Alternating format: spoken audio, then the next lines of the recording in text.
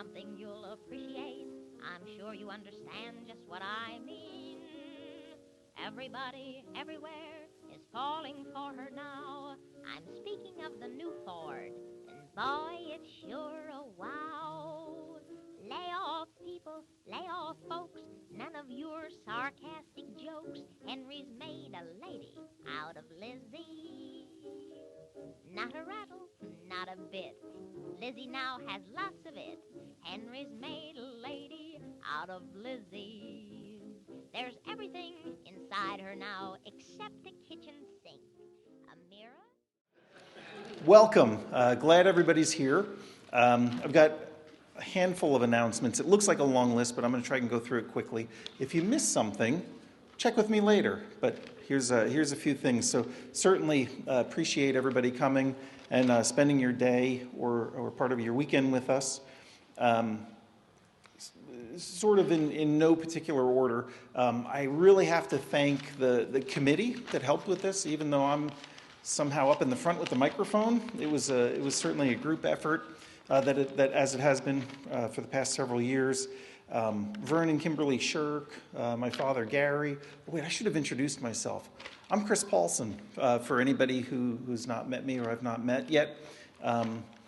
Somehow I ended up being the contact person for this, but certainly not in charge. We'll let somebody else do that. Aaron Frazier, Justin Dahlke, Steve Bender, Mike Bender, Bill and Nellie Howell. Who did I forget? And other assorted Flatland Teas members. They helped put this all together, so couldn't have done it without them. Once everybody gets back from lunch, we've got some door prizes. That's what those little tickets were for when you came in. So hang on to them, and we'll give some stuff away. We have a really unique opportunity. Dave Nolting, who's here somewhere, he's here, has donated a set of 3 transmission drums that he makes, and he'll talk about them a little bit later, to benefit this restoration program that's housing this. The deal is, it's sort of a silent auction. If you are interested in these, we've got a sheet up here. Put your name and the amount you are willing to bid on these. The winning bid will work with Dave and give him your bad drums, and he'll rivet in your gears and send them back to you at no charge to Dave. So I hope that makes sense, but this is a donation, something Dave is doing for the college, and all the money you offer goes to the college. So thank you, Dave, for doing that. So I was asked to say just a little bit about the McPherson College Automotive Restoration Program. It was started, so actually the college itself was started in 1887, so it's been here since then. And it's a pretty typical Midwest liberal arts college. We've got currently about 800 students on all of campus. So the restoration program was started in 1976. So we're coming up on our 50th anniversary. For a number of years, it was a 2-year program, and it was about 18 years ago we switched to a full 4-year program. So our students go through, spend 4 years, and get a bachelor's degree.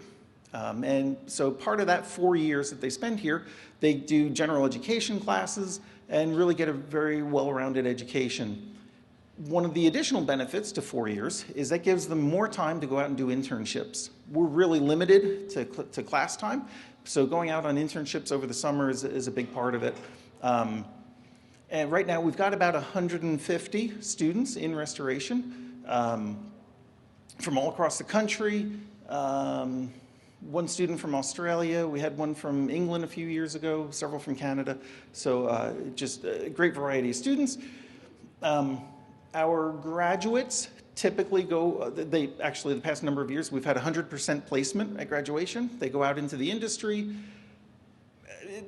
probably more places than I could list to you, but certainly restoration shops. Private collections has been a big employer the past number of years. Museums, auction companies, Arms Sotheby's, Mecum, have a number of our graduates working for them.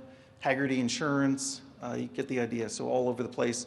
It may not be hands-on with old cars, but in the industry.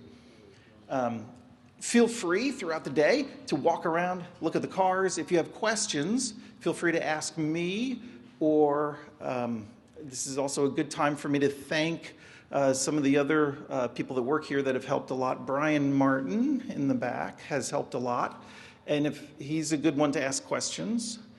Garrick Green is here also. He's our coffee brewmeister.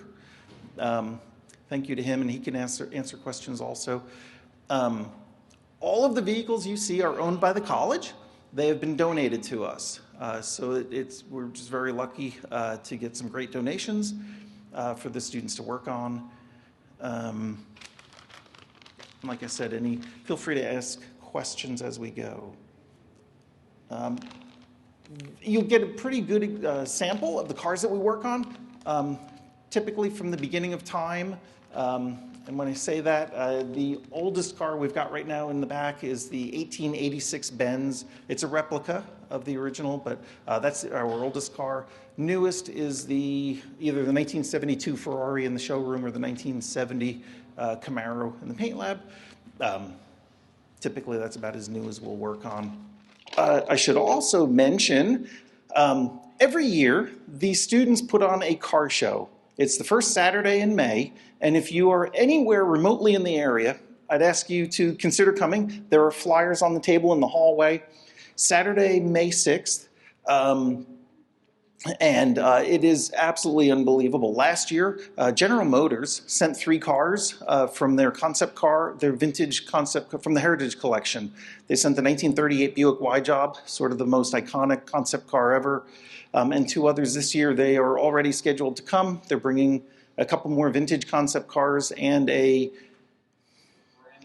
2024 Blazer that's not been released yet, but they're bringing that because one of our alums works for them and did a lot of the interior work. So it's sort of for us a neat tie. But and then just there's a few collectors from California shipping cars in for the car show.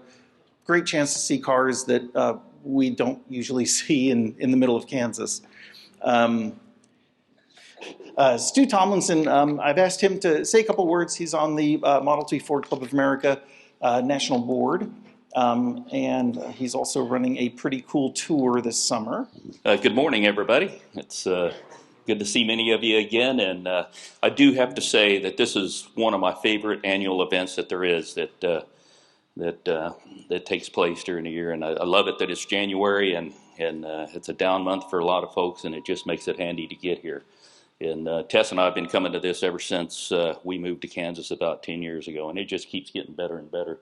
So again, congratulations to the Flatlands and team members and McPherson College for all they do for us here. On an update for our national club, the new executive officers are Jerry Kramer.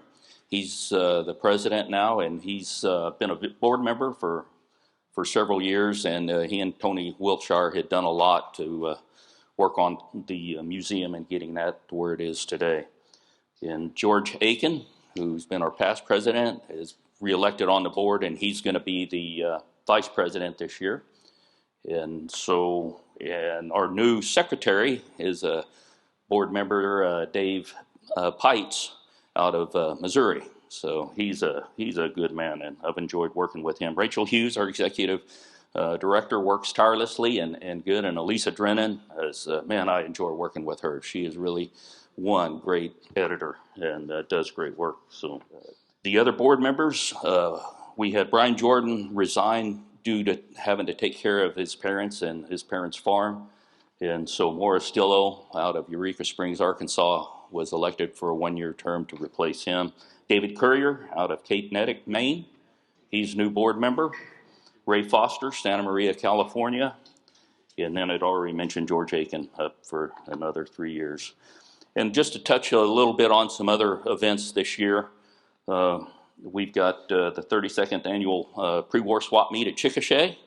And those dates are March 17th and 18th. And of course, I think most of you realize if you're really not there the 16th, you might miss some pickings. So kind of show up a day early on that Thursday to get a view of some of the good stuff. In March 24th and 25th, the 58th annual Model T Ford Club of America meeting is going to be held in Vegas. And I know some of y'all are going to be there from what I heard last night, so that's great to see that well attended. Brighton, Colorado, June 3rd's got the swap meet. And homecoming is also June 3rd. And the nice part about homecoming this year is it's going to have all the alphabet cars, you know, the ABC, I think it goes ABC, F, K, and RST, something like that. But they're all going to be there, so that'll be something to see. And there's always a good swap meet there, and always a lot of fun that takes place at homecoming. And then our East Central Kansas Tea group is sponsoring the national tour in Manhattan, Kansas, called the Flint Hills. And that's going to be a 5-day event, which is Monday going to include touring out in the farm country, no traffic, good rolling hills, beautiful scenery, some real neat antique farm equipment to see along the way.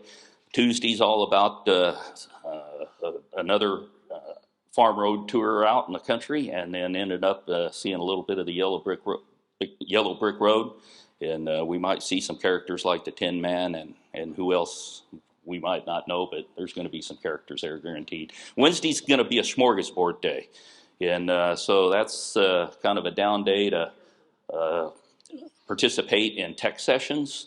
There's going to be some car games. There's going to be some dirt road touring for those people that like that. There's going to be a tea for the ladies, and somebody from Kansas State University is going to talk on antique clothes, and a bunch of other venues there that'll be fun that day. And then we'll see Fort Riley, and get to see a lot of the museums on site there, and get to watch the color guards and see a lot of the historic activities that'll take place on there. And then Friday's a car show in the central part of the town, and hopefully we get to join with a Cushman scooter group and see some interesting things there. And so that's up. And then the other item that Mike had mentioned this morning, the group or the chapter in Lincoln has the Speedster event, and that's at the same time. So another item, I've heard a couple of good things to take back to our club already. Mentioned 25 and 50-year pins and why we don't have those. It's been brought up that we set permanent dates for our tours and lock those in and get them in place. So what I'm asking here, if anybody has any good ideas, comments, or questions that you'd like to see from the National Club, please let me know through the day, and I'll make sure to get your ideas carried back there. And so that's about all I have. Chris, thank you. Thank you, Stu. Like Abby's Irish Rose, Henry's maid lady, our Lizzie. The Chevrolet said with regret to the whippet, we're both wet. Henry's maid lady, out of Lizzie.